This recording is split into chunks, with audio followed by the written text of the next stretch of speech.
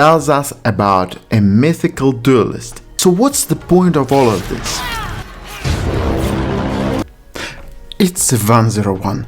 In this episode, we are diving into one single story, the Dueling Tree questline. It looks simple, but as we'll find out, it's actually one of the most important lessons the game tries to teach. Or as I call it, 6 dueling trees, or I swear these can't be buried. The game is wrong. The quest starts when we arrive at the first tree. At first there is no one around, just one storyteller. Waiting like a librarian who's seen too much, he tells us about a mythical duelist, a man who fought countless battles, won every single one, and then vanished into legend. The names of his defeated opponents carved right onto the tree. Very subtle. The new duelists now try to summon him by fighting everyone who passes by.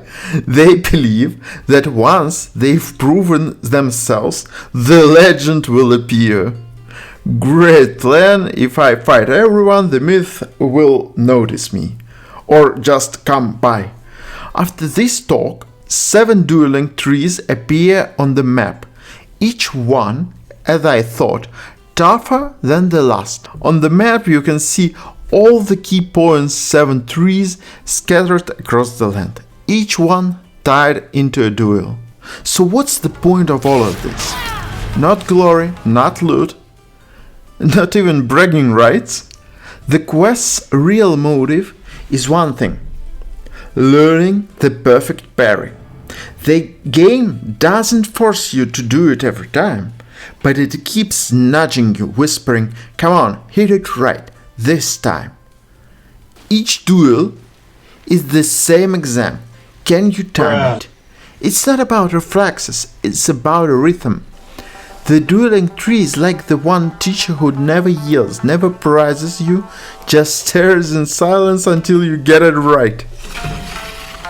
Or rage quit. 6 lessons, same topic, each one a little more cruelly precise than the last one. Repetition is revelation, as they say in martial arts. Or maybe I just made it up. It is made by design for you not to rush this quest, which I most certainly do the opposite in this episode. By design, you'll travel, do other missions, come back later, and that's what makes it work. Each iteration is designed to work best for the player's memory, teaching you to remember the timing of the parry. For players like me, who start on Monday, continue on Wednesday and finish next week, it's perfect. And for the casual player, the one who actually has life outside the digital world, this scattered training is genius. It retrains you again and again, almost obsessively. Some games you come back after 6 months and forget which button even draws the sword. Here, the game gently reminds you, and then kills you to reinforce the lesson.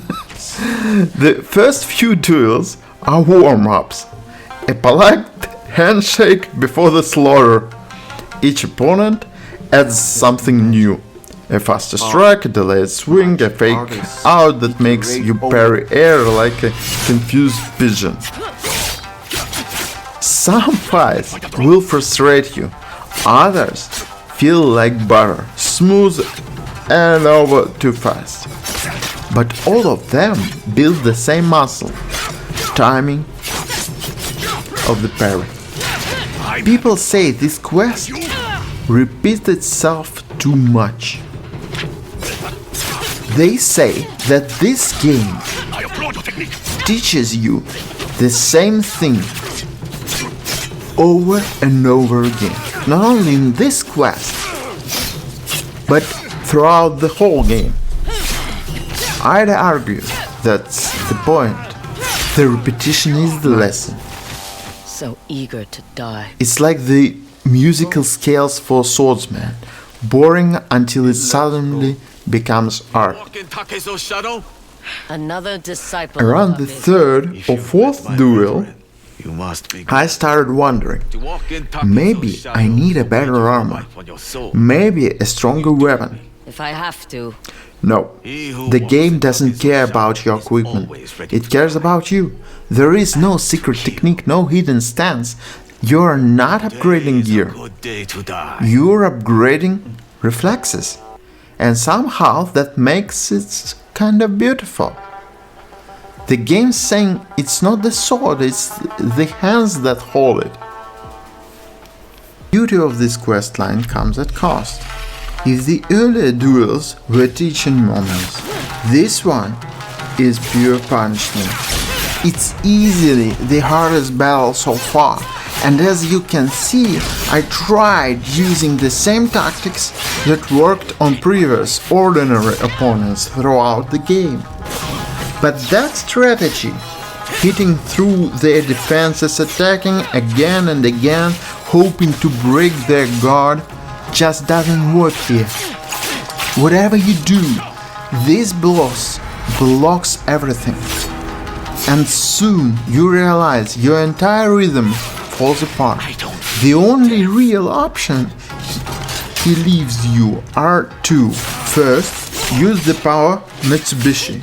It's a limited item, only a few uses, so every throw counts.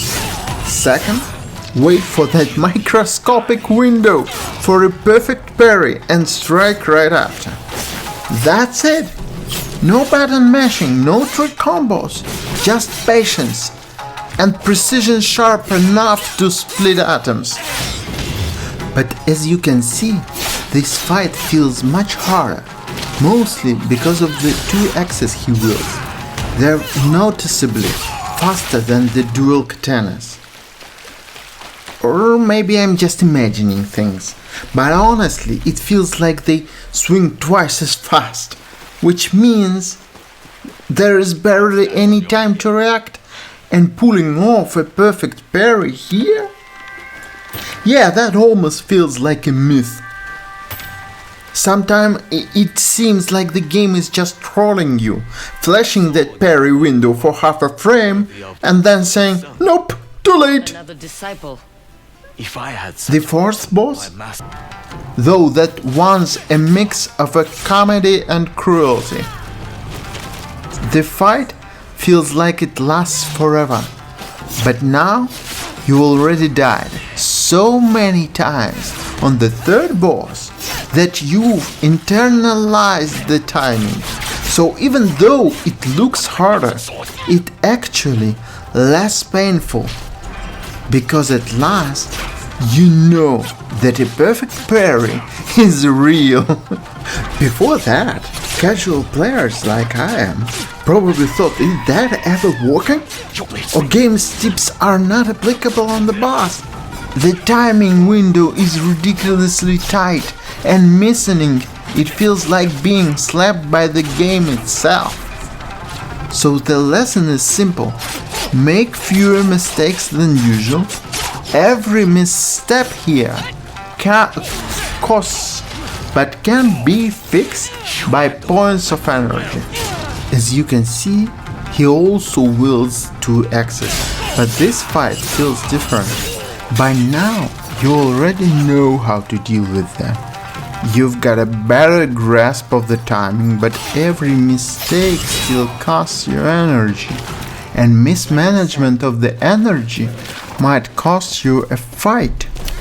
Each error drains your chances to recover, so you have to stay precise and better avoid them completely. Then comes the fifth boss. On paper, he looks terrifying.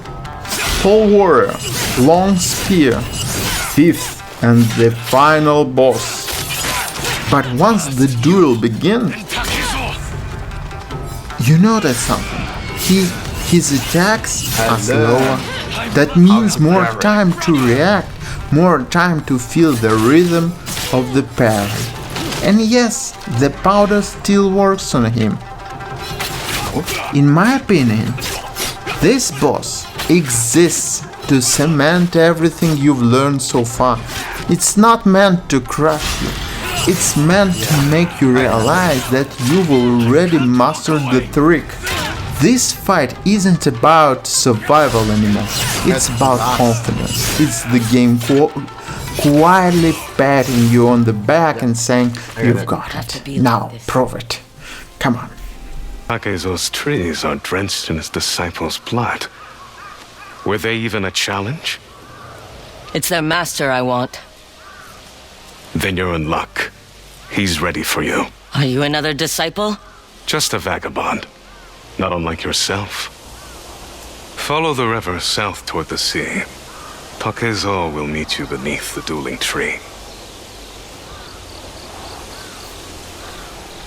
After the fifth duel, which weirdly felt easier than the third, we return to the first tree. You finally reveals the truth. The so-called vanished one isn't a myth. He's real. If I do, He's been will you teach me watching your us through his disciples. And now it's time to face the boss. The boss among the boss. I leave messages for all of them. The last duel takes place by the shore, under the same first tree. You shed no tears for your disciples. Poetic symmetry, or maybe lazy level design. There is a funny moment when Takezo asks your name. For a second you think he's being polite, and then you realize that's so he can carve your name on the paper on the tree after killing you. Amusing. While writing this, I learned that Takezo is actually based on Miyamoto Musashi, a real swordsman who won 62 duels. So yeah, our chances?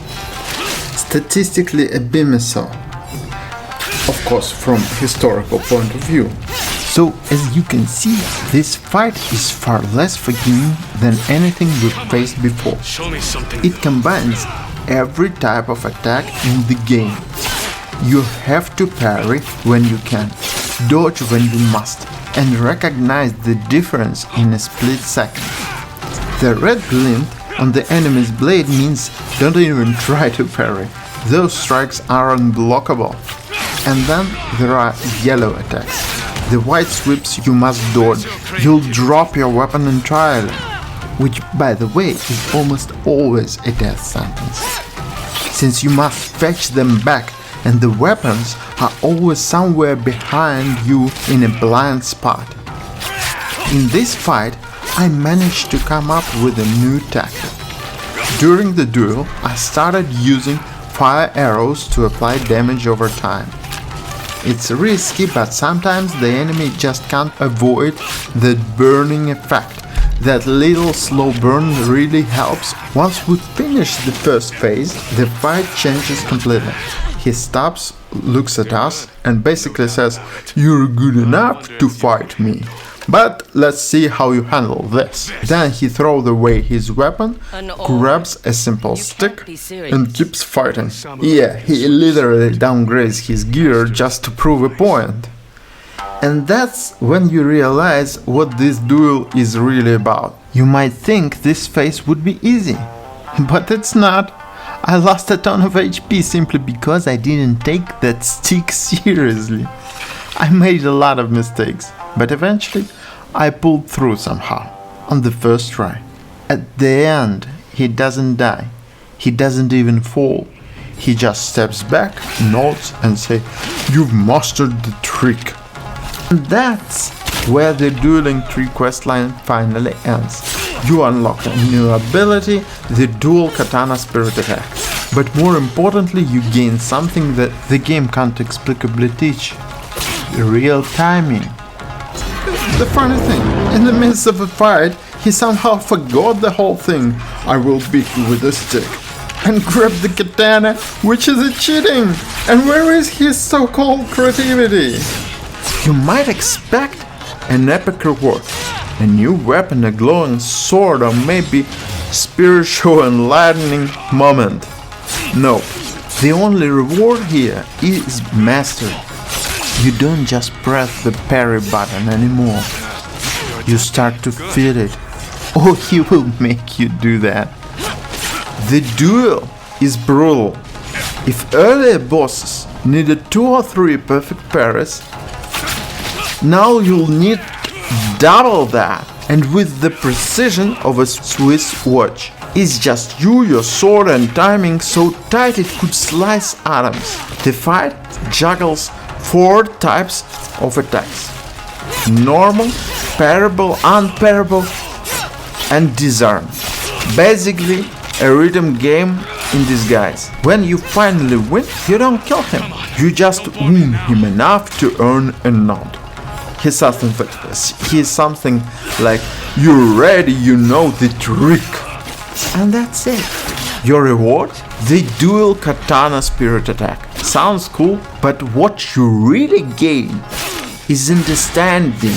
You finally feel how a perfect parry works, and now it's messy. It fails 90 times before it lands once, but that one perfect parry, it's a pure dopamine wrapped in steel. That's when you realize that quest, it was about witnessing improvement, and that's not the end. There is a second duel with this boss, one that truly tests what you've learned. We'll cover that in the next episode. For now, remember, the real secret to winning every duel is perfect parry. Not when the blade starts glowing blue, but at exact frame when it moves towards you. That's the heartbeat of Ghost of Yotei. Once you feel it, you'll never forget it. Thanks for watching. This was E101. Stay sharp and see you in the next one.